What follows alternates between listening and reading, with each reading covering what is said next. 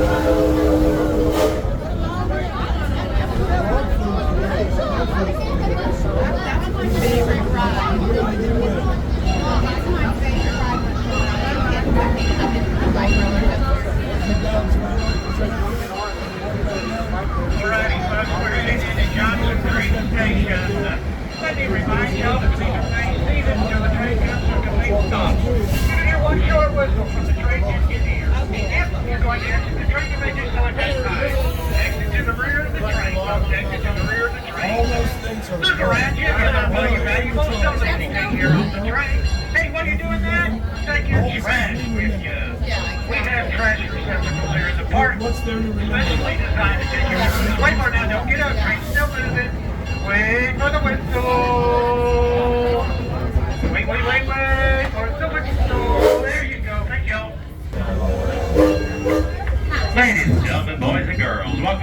Six Flags in Texas for Railroad. Now, before we get going on our journey here, I gotta go over my favorite part of the ride, the safety lecture. So if I could have your eyes, your ears, but not your emotions, that would be great.